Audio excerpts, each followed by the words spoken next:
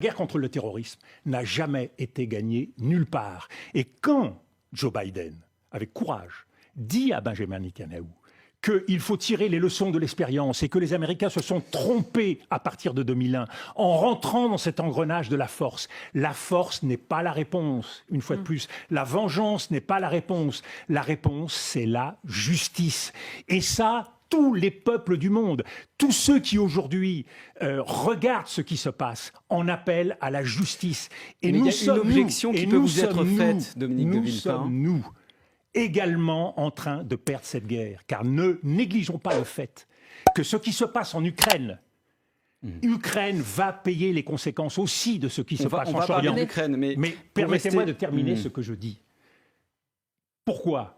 Parce que le deux poids deux mesures trouve sa parfaite illustration aujourd'hui entre ce que défend l'Occident et ce que nous faisons aujourd'hui au Proche-Orient. C'est-à-dire ? Non-respect du droit international, non-mobilisation face au massacre des populations civiles. Aujourd'hui, c'est un devoir. Et c'est aussi notre intérêt, comme c'est le devoir d'Israël et comme c'est l'intérêt d'Israël. Un État démocratique, permettez-moi de le dire, Albert Camus disait, un homme, ça s'empêche de commettre l'irréparable. Eh bien, un État, ça s'empêche aussi. Et un État démocratique, ça s'empêche encore plus. Donc ce serait un service à rendre aux Israéliens que de leur dire fermement Benjamin aujourd'hui, Netanyahou est engagé dans une politique qui n'a pas pour but de mettre fin à ce conflit et qui provoquera encore plus d'insécurité pour les Israéliens. Pardon, vous savez, permettez-moi de dire d'où je parle. Permettez-moi de dire d'où je parle. En 2003, quand j'ai parlé à la tribune des Nations Unies, quand je me suis engagé avec Jacques Chirac pour défendre une position contre la guerre parce qu'il y avait une autre solution. Qui était en 2003 l'ami des Américains ? Est-ce que c'était Tony Blair ? Est-ce que c'était le dirigeant portugais, le dirigeant italien, le dirigeant espagnol ? C'était la France. Aujourd'hui, quand je dis ça, je le dis en tant qu'ami d'Israël. Et vous savez, il faut un certain courage aujourd'hui pour aller contre cet esprit moutonnier qui est incapable de regarder la réalité du terrain. Mais on vous dit en que face. c'est pas la même chose qu'en 2003. La géopolitique a changé. Mais justement, elle a changé en pire. Et Israël se sent en danger. Eh bien, pourquoi elle a... Eh bien, voilà, vous venez de parler et de démontrer ce que je veux dire. Après 2003, qu'est-ce qui s'est passé ? Quel est le grand vainqueur des interventions américaines au Proche-Orient ? C'est l'Iran. Et vous voulez, là, Israël fait la politique aujourd'hui qui sert les intérêts les plus destructeurs de cette région. Et c'est ce qui peut conduire à l'extension du conflit. La politique de force appelle une réponse de force. Benjamin Netanyahou souhaite prendre le contrôle général de la sécurité à Gaza après la guerre. C'est une annexion de la bande de Gaza sans le dire ? Oui, c'est surtout une incapacité à tirer les leçons de l'histoire. C'est la 5e guerre de Gaza. Et avec quel résultat ? Avec à chaque fois plus de violence, à chaque fois plus de danger pour Israël. Il est temps que le gouvernement israélien ouvre les yeux. Et pour cela, il faut partir du point de départ. Le gouvernement israélien de Benjamin Netanyahou a échoué le 7 octobre. Et il a échoué doublement. Dans la capacité à assurer la protection du peuple israélien, en laissant faire des massacres qui sont une abomination. Et il porte une responsabilité directe dans ce qui s'est passé.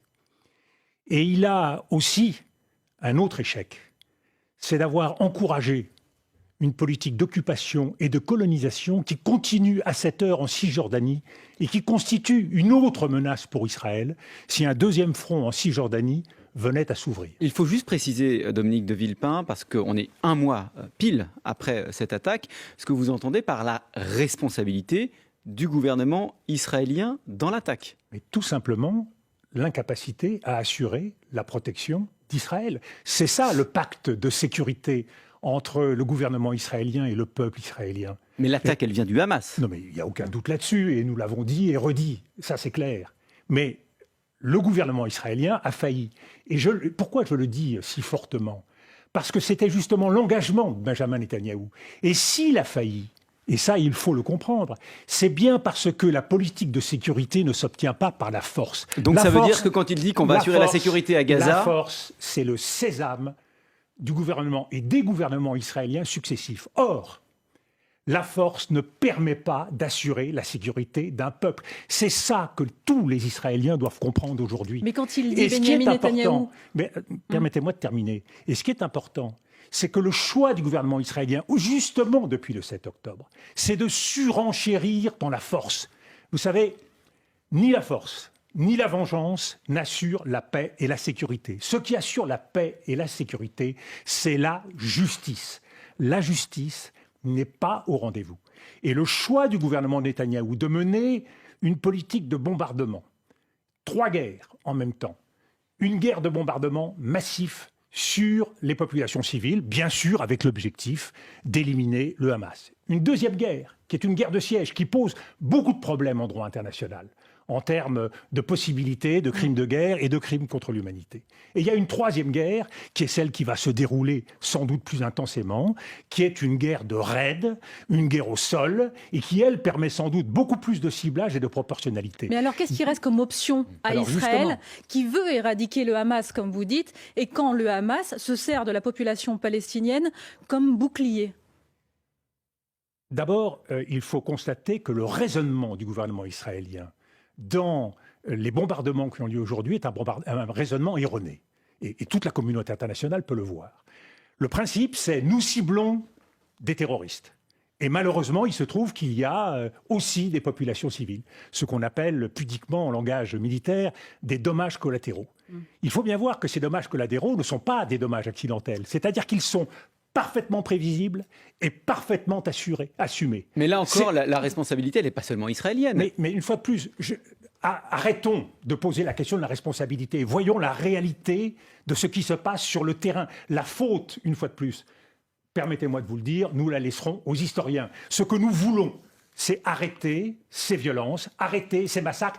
Et ce que nous voulons aussi, c'est permettre véritablement à Israël de vivre en paix et en sécurité. Aujourd'hui, la guerre qui est menée, c'est une illusion d'une paix possible qui, avec plus de force, pourrait alors assurer la sécurité d'Israël. Je vous le dis solennellement, cela n'arrivera pas. Israël se met en danger encore plus aujourd'hui avec ce type de guerre et ce type de frappe. Vous diriez que la réponse d'Israël à l'attaque du 7 octobre est devenue... n'est ni ciblée, ni proportionnée. C'est une vengeance sur les Palestiniens ? Nous sommes essentiellement aujourd'hui, de la part du gouvernement Netanyahou, dans une politique de vengeance.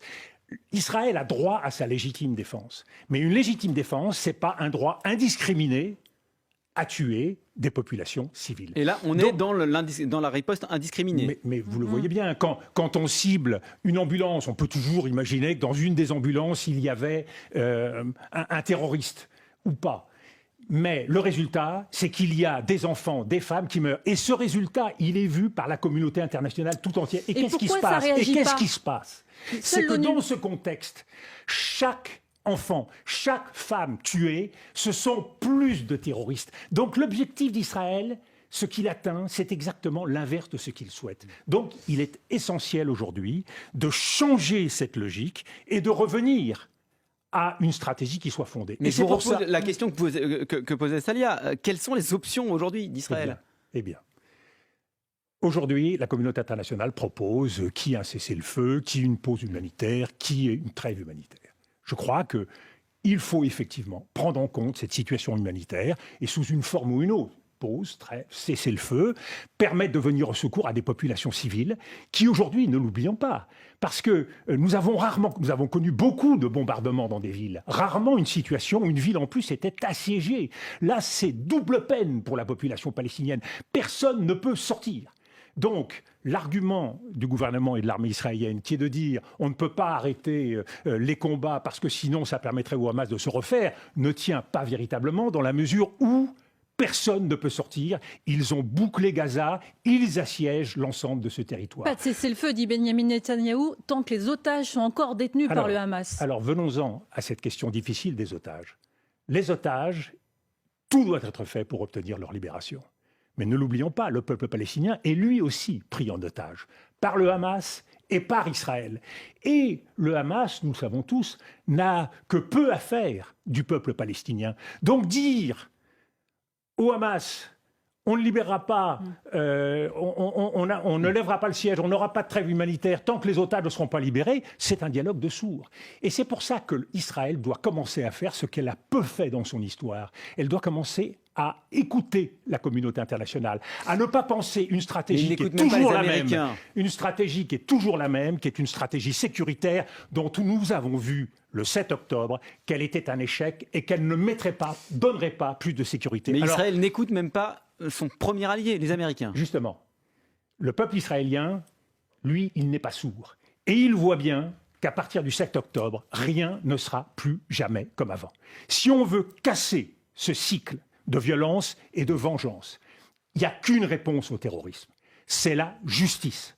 Et la justice, elle passe par l'ouverture d'une solution politique aux Palestiniens. Donc permettez-moi de dire qu'à partir d'une pause humanitaire, qui serait une formidable occasion pour Israël de revoir ses objectifs de guerre. Les objectifs de guerre aujourd'hui d'Israël ne sont pas réalistes. C'est éliminer, éradiquer l'ensemble du proto-État du Hamas. Fixer les objectifs réalistes. Qu'est-ce que serait un objectif réaliste? Un objectif réaliste, ce serait d'éliminer les responsables du Hamas, ceux qui sont responsables de la tuerie du 7 octobre. À partir de ce moment-là... C'est ce qui est fait depuis quelques semaines. Il y a quelques responsables qui ont déjà été éliminés. Et des milliers d'enfants, de femmes, de personnes de la population civile. Permettez-moi de dérouler ce qui serait... Permettez-moi de répondre et de dérouler ce qu'il serait possible de faire. À partir de cette nouvelle stratégie qu'Israël pourrait adopter, qui serait une stratégie d'une riposte ciblée et proportionnée, qui permettrait donc de faire prendre conscience à la communauté internationale qu'effectivement Israël exerce sa légitime défense. Alors qu'aujourd'hui nous sommes dans une logique qui conduit la communauté internationale, et y compris en Europe, et y compris aux États-Unis, à ne pas comprendre ce que fait Israël. À partir de ce moment-là, nous pourrions enclencher un processus qui serait totalement différent et qui permettrait alors, une fois ces responsables éliminés, d'engager une autre phase qui est celle d'une administration temporaire du territoire. Je ne crois pas que la solution de Benjamin Netanyahou soit la bonne. Parce que nous l'avons déjà connu, ils l'ont déjà fait et cela a échoué. Il faut donc que ce soit une administration temporaire internationale. Et la quatrième étape, c'est celle d'un véritable plan de paix qui permettra aux Palestiniens d'avoir un territoire. Et aujourd'hui, nous voyons clairement que l'intérêt d'Israël, c'est d'avoir un État responsable à ses côtés. Et cet État responsable, il faut arrêter de couper les cheveux en quatre. Il doit clairement être la Cisjordanie, toute la Cisjordanie. Il doit être Gaza, avec un accès entre les deux territoires, et Jérusalem-Est. Le problème, et c'est tout le sens de la surenchère de Benjamin Netanyahou, c'est que Benjamin Netanyahou n'en veut pas, et que Benjamin Netanyahou mène une guerre pour tout faire pour que la solution politique ne vienne pas sur la table. Et c'est là où la communauté internationale, l'Europe, les États-Unis doivent dire à Benjamin Netanyahou que cette guerre n'est pas acceptable. Elle n'est pas acceptable car elle nous conduit tout de suite, parce qu'on voit bien, du Hamas, on va passer à l'Iran. De l'Iran, on passera à d'autres cibles. Et nous rentrons alors dans la logique de guerre des civilisations. Quand M. Benjamin Netanyahou dit qu'il y a d'un côté le peuple de la lumière et de l'autre le peuple des ténèbres, on voit bien dans quel engrenage nous nous situons. Il faut vous appeler à un cessez-le-feu au Proche-Orient. La France, par exemple, membre permanent de l'ONU, n'a pas présenté de résolution pour un cessez-le-feu. Elle se prononce pour une trêve humanitaire seulement. C'est le cas aussi de tous les autres pays occidentaux. Comment vous expliquez cette réserve ? À ce stade de la guerre qui se déroule, l'essentiel, effectivement, c'est la prise en compte de l'humanitaire. Donc, une fois de plus, cessez-le-feu, trêve humanitaire, pause humanitaire. L'important, c'est de pouvoir répondre à la souffrance des populations civiles. Et je le dis également, l'important, c'est de pouvoir faire comprendre à Israël qu'une guerre contre un territoire, contre des populations civiles, même si l'objectif affiché est celui des terroristes du Hamas. Ce n'est pas possible au XXIe siècle. Il faut comprendre qu'Israël... ce message, on l'entend pas aussi fort. Israël est en train de mener une guerre d'hier. C'est la guerre d'avant. Cette guerre, elle est dépassée. Cette guerre, elle est perdue d'avance. Pourquoi ? Toutes les guerres qui se déroulent depuis une vingtaine d'années sont des guerres qui commencent et qui ne se terminent pas. Ce sont des conflits gelés. On sait comment c'est une guerre, on ne sait pas la terminer. Et M. Benjamin Netanyahou pourra diriger le Gaza. Cela ne changera rien. Il continuera à avoir des attaques terroristes. Les Israéliens continueront à vivre dans la peur. Il faut sortir de cela. La deuxième raison pour laquelle c'est la guerre d'hier, c'est que la guerre contre le terrorisme n'a jamais été gagnée nulle part. Et quand Joe Biden, avec courage, dit à Benjamin Netanyahou qu'il faut tirer les leçons de l'expérience et que les Américains se sont trompés à partir de 2001 en rentrant dans cet engrenage de la force. La force n'est pas la réponse, une fois de plus. La vengeance n'est pas la réponse. La réponse, c'est la justice. Et ça, tous les peuples du monde, tous ceux qui aujourd'hui regardent ce qui se passe, en appellent à la justice. Et mais il y a une objection qui peut vous être faite, Dominique de Villepin. Nous également en train de perdre cette guerre, car ne négligeons pas le fait que ce qui se passe en Ukraine, Ukraine va payer les conséquences aussi de ce qui se passe en Orient. Mais permettez-moi de terminer ce que je dis. Pourquoi ? Parce que le deux poids deux mesures trouve sa parfaite illustration aujourd'hui entre ce que défend l'Occident et ce que nous faisons aujourd'hui au Proche-Orient. C'est-à-dire ? Non-respect du droit international, non-mobilisation face au massacre des populations civiles. Aujourd'hui, c'est un devoir. Et c'est aussi notre intérêt, comme c'est le devoir d'Israël et comme c'est l'intérêt d'Israël. Un État démocratique, permettez-moi de le dire, Albert Camus disait, un homme, ça s'empêche de commettre l'irréparable. Eh bien, un État, ça s'empêche aussi.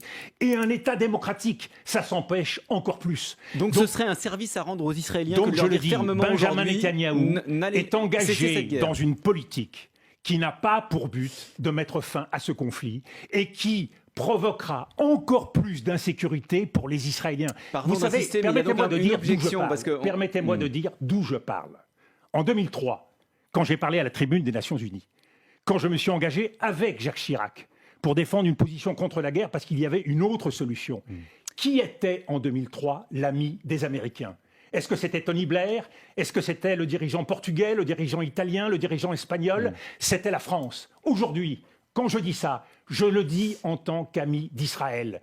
Et vous savez, il faut un certain courage aujourd'hui pour aller contre cet esprit moutonnier qui est incapable de regarder la réalité du terrain en face. Mais on vous dit que c'est pas la même chose qu'en 2003. La géopolitique a changé. Mais justement, elle a changé en pire. Et Israël se sent en danger. Eh bien, pourquoi elle a... Eh bien, voilà, vous venez de parler et de démontrer ce que je veux dire. Après 2003, qu'est-ce qui s'est passé ? Quel est le grand vainqueur des interventions américaines au Proche-Orient ? C'est l'Iran. Et vous voulez, là, Israël fait la politique aujourd'hui qui sert les intérêts les plus destructeurs de cette région. Et c'est ce qui peut conduire à l'extension du conflit. La politique de force appelle une réponse de force. Mais le chef du Hezbollah a pris la parole vendredi et lui, il n'a pas appelé à prendre les armes. Ça, c'est plutôt rassurant dans le contexte ou pas ? Parce que Hassan Nasrallah regarde aujourd'hui ce qui se passe et que chacun dose et que l'Iran a parfaitement compris qu'il ne devait pas franchir une certaine ligne rouge au risque de mettre en péril la situation de son État, sachant que sa population ne veut pas de la guerre et sachant qu'il conduit un programme nucléaire qui va sans doute tout changer dans cette région. Parce qu'une des conséquences de ce qui se passe depuis 2003, c'est que la prolifération va redoubler dans cette région. La première leçon que vous tirez quand vous êtes un chef d'État du Moyen-Orient, c'est qu'on est bien mieux protégé quand on a la bombe atomique. Et donc, ils vont tous suivre. Si nous voulons arrêter cela, il faut reprendre les choses là où nous les avons laissées. Il faut arrêter cet engrenage de la force et de la vengeance. Il faut travailler pour apporter une réponse de justice. Et il faut faire en sorte que justement chacun de ces États puisse se développer. Il y a eu l'illusion des accords d'Abraham. On a cru qu'il suffisait de nouer des accords économiques et technologiques pour que tout le monde dans la région oublie la question palestinienne. Avec Israël et les pays arabes. C'est l'accord, effectivement, avec le Maroc, Bahreïn, etc. Mais les peuples ont de la mémoire.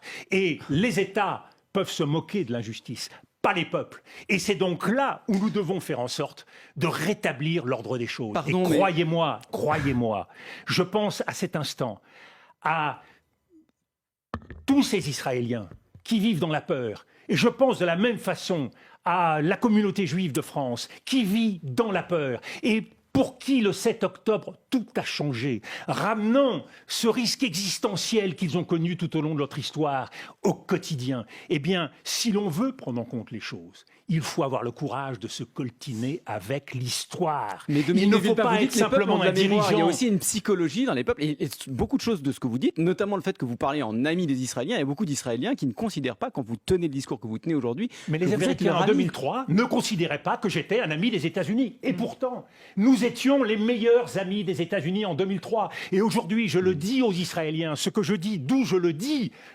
en amitié. Et malheureusement, si nous continuons comme ça, Dans 2 ans, dans 3 ans, vous me réinviterez pour me dire « Ah, vous aviez raison, en 2023 comme en 2003 ».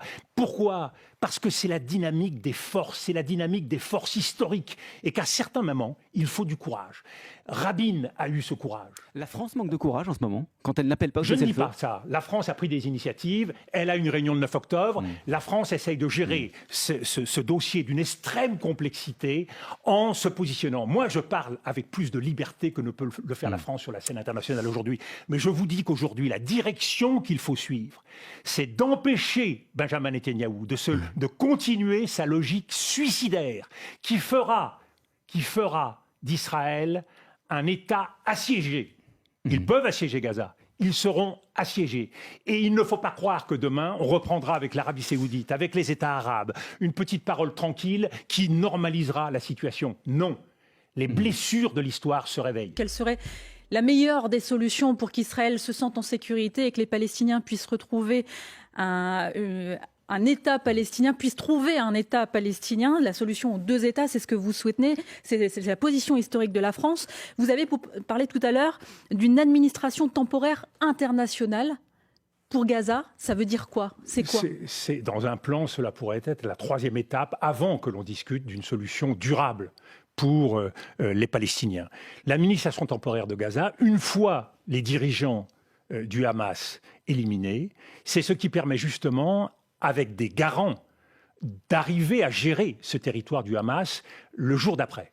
Le jour d'après, on va se retrouver avec un territoire de Gaza qui sera complètement détruit, sans aucune forme d'administration civile, sans personne pour le gérer. Je pense que la meilleure stratégie, c'est d'avoir une administration internationale qui peut être arabe ou en partie arabe et en partie des membres de la communauté internationale, sous l'égide de l'ONU, qui fera quoi ? Qui fera 2 choses. D'abord, remettre en état de marche et répondre aux besoins de la population civile. Deuxièmement, faire en sorte d'éliminer, de démilitariser ce territoire, faire en sorte éventuellement d'exfiltrer un certain nombre de membres du Hamas sous l'égide de pays comme l'Iran, comme la Russie, tous les soutiens aujourd'hui d'Hamas, de façon à pouvoir rentrer dans une logique de paix civile dans ce territoire. Mais il y en a plein parmi ceux qui nous écoutent qui doivent se dire mais cette solution elle est totalement utopique. Mais... Quand on voit comment les pays occidentaux comme arabes réagissent aujourd'hui avec frilosité... Mais vous avez raison. Mais la paix est toujours utopique. Mais je le dis aujourd'hui, il y a une raison d'y croire. C'est que tant que nous n'aurons pas fait cela, qui est difficile, eh bien, Israël ne vivra pas en sécurité.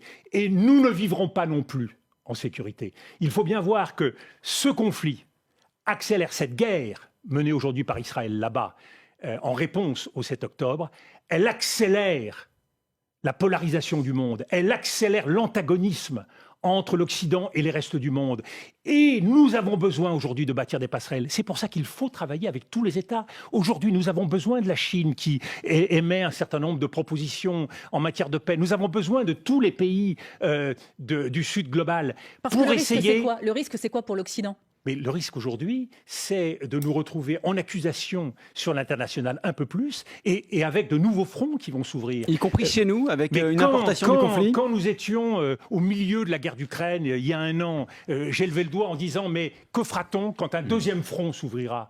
Et aujourd'hui, je vous le dis, et que fera-t-on s'il y a un 3e front? Malheureusement, dans le gouvernement extrémiste de Benjamin Netanyahou, il y en a qui souhaitent aujourd'hui l'élargissement de cette guerre. Et nous nous retrouverons alors non seulement avec un Moyen-Orient enflammé, mais avec d'autres conflits qui dépasseront et de loin toutes les capacités que nous aurons à apporter des réponses. Et ce qui m'inquiète aussi, c'est la montée de l'antisémitisme en France. Et c'est pour cela qu'il faut que nous mesurions la mémoire douloureuse que nous avons, à la fois pour la communauté juive, bien sûr, et la façon dont la politique de collaboration de Vichy a été menée, la mémoire douloureuse du côté de la communauté arabe et musulmane à partir de l'expérience de la colonisation et de la guerre d'Algérie.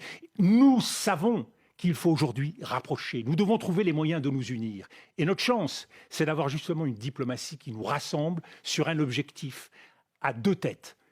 Travailler pour la paix, travailler pour la justice. Ceci nous rassemble. Et ceci doit faire en sorte que tous en France, juifs, membres de la communauté arabe ou musulmane, tous, nous nous rassemblions pour essayer d'apporter notre contribution en donnant l'exemple sur notre propre territoire que nous pouvons vivre ensemble. C'est cela qu'il faut montrer. Et c'est pour ça qu'aujourd'hui, tous les Israéliens l'ont compris.